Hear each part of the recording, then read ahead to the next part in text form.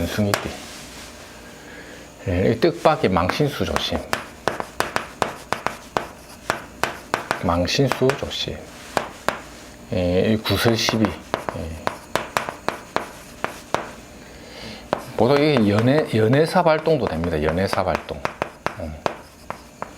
동거래 조심. 원숭이띠도 많이 설치를 누르는 아입니다. 구설 시비나 이제 이렇게 연애사 발동이나 동거래를 각별히 조심해라. 망신수 조심해야 되고. 이럴 때 이렇게 투자하거나 사람 관계에서 이권 관계가 자꾸 엮이면 영양가가 없다. 그러니까 원숭이띠도 결국은 이제 이민년 자체의 주도권이 약하다 보니까 이 계묘는 일단은 눌삼재까지 이제 좀 지나가는 게 오히려 나을 수 있습니다. 이게 호랑이한테 바로 맞아버리니까 원숭이들이 한 번씩 깨갱거리거든요.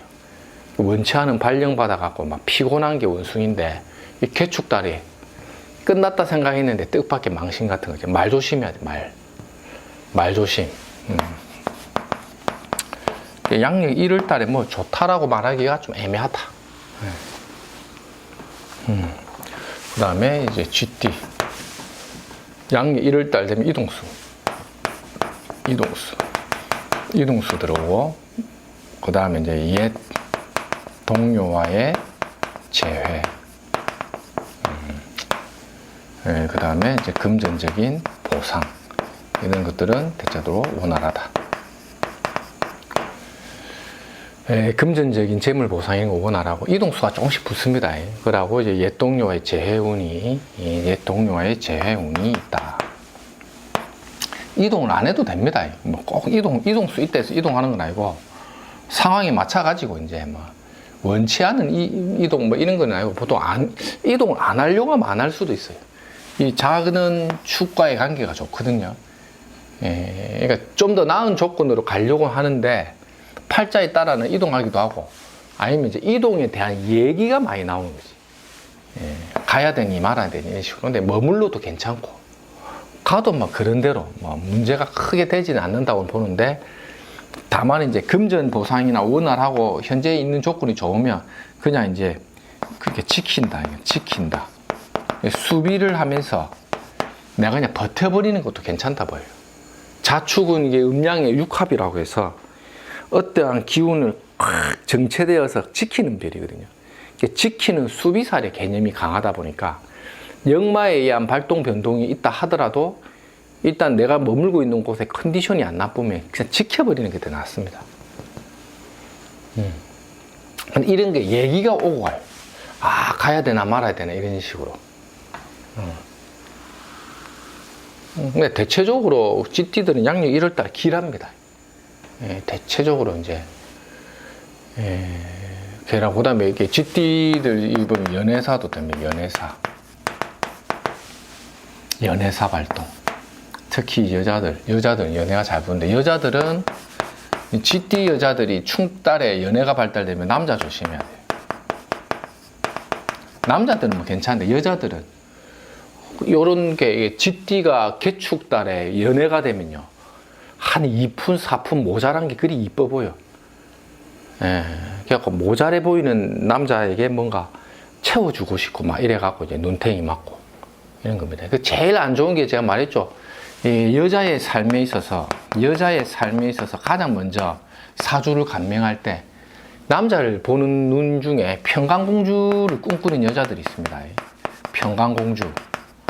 아주 위험한 발상입니다.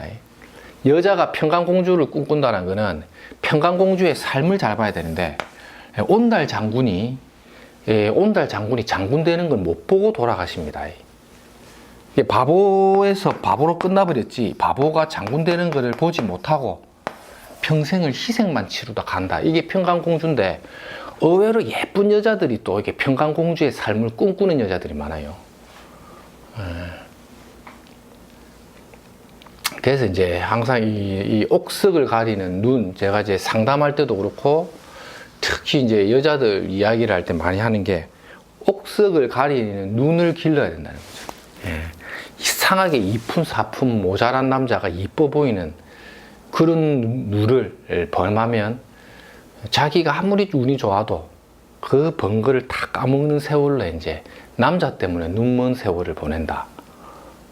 그게 이제 또 특히 예쁜 여자들은 각별히 조심을 딱 보면 막 이상하게 모자란 것들을 많이 데리고 다닙니다.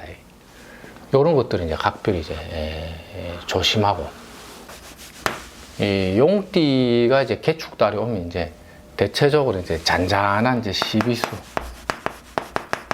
그냥 뭔가 좀 답답증을 많이 느끼고 합니다. 답답증. 시비수나 답답증을 좀 많이 느끼면서 내가 좀 가는 그런 세월의 운을 좀 많이 겪는 게 이제 용띠가 많이 들어져요. 남녀를 불문하고 이제 좀 답답하게 갑니다. 시비수나 답답증을 많이 안고 간다. 이럴 때도 이제 역시 투자나 이 금융 같은 경우는 조심해야 돼, 조심. 투자나 금융 같은 경우는 이제 뭐 적극적으로 하는 거는 안 되고 안정적으로 이제 가는 게 이제 좋다. 시비수나 답답증 같은 거 조심할 필요가 있고, 대체적으로 여자들은 이제 부인과 질병, 여자들은 대체로 부인과 질병을 조심하라. 요런 개축달 되면 보통 산부인과 한 번씩 가보는 운이다. 남자들은 막 다양합니다. 비뇨기과부터 해갖고 막 내과 해가지고 위장병이나, 원래 용띠들이 보면 띠만 봐도 그 용띠들 손님들 받아보면 만성 위장병 많이 갖고 와요. 여자도 좀 그렇고, 남녀를 불문하고 용띠들이 좀 위장병이 많고, 여자들은 부인과가 좀 약하고, 그런 거 이제 건강 관리를 좀 조심할 필요가 있고, 대체적으로 뭐 용띠도 뭐 그렇게 큰 이벤트적인 변동이 큰 띠는 아닙니다. 근데 다만 이제 좀 뭔지 모를 좀 답답증 뭐 이런 것들을 조금 경험해 본다는 거죠. 특별히 뭐 이렇게 일만 안 벌리면 뭐 대체적으로 무탈하게 가니까 요래 보시면 될 것 같아요. 한 번씩 보면 이제 띠나 뭐 이런 걸 이제 일지를 중심으로 신사를 돌린다 뭐 이런 뭐 여러 가지 질문하신 분이 있는데, 신살로 제가 이제 신살로 띠를 지금 감명을 하고 있는 거예요. 띠를 신살로 띠를 보는데, 이 신살이라는 명리 이론은 철저히 띠 중심이에요. 띠 중심. 옛날 고서를 봐도 삼명통해라든지 옛날에 이제 관련된 책을 봐도 그렇고, 신살 이론이 이제 명리 쪽에 넘어와 있는 그 근거를 이제 우리가 이제 하나씩 찾아봐도, 옛날에 이제 자미두수 같은 별자리 점학이나 기문 같은 걸 봐도 신살에 대한 적용 관법이라는 게 띠를 중심으로 많이 봐요. 왜냐하면 띠라는 게 굉장히 큰 의미가 있겠죠. 그 사람에게 뭔가 이제 조상의 어떤 그 인연을 통해서 부여받은 가장 큰 어떤 DNA 같은 통로 역할을 하거든요. 유전자적인 거예요. 유전자적인 거. 왜 저 부부가 결혼을 해서 용띠 자식을 낳았나? 그게 이제 유전자적인 DNA 통로로서의 역할을 하다 보니까 그 띠가 주는 12가지 띠가 주는 우주의 기운적인 영향이 있어요. 그게 큰 틀에서 비슷해요. 그래서 삼재를 무시 못 한다는 게, 유독 올해를 제가 1년을 점검해 보면 신자진 띠들 있죠. 원숭이 지용띠가 올해 용선생한테 이민년에 문점 온 사람 치고 몸이 안 아픈 사람이 없어. 일단 문점이 왔다 하면 일단은 막 수술이고 뭐고 하여튼 병원에 안 가는 병원이라도 어쨌든 발톱무좀이라도 가더라니까. 이게 이제 삼재의 출발점인데, 이게 이제 역마살이거든요. 아마 저하고 이제 제 영상을 보시는 분들이 아마 공감을 하는 게, 많이 맞다 하시는 분들 내용이 보시면 이것만 갖고 본단 말이에요. 이것만 갖고.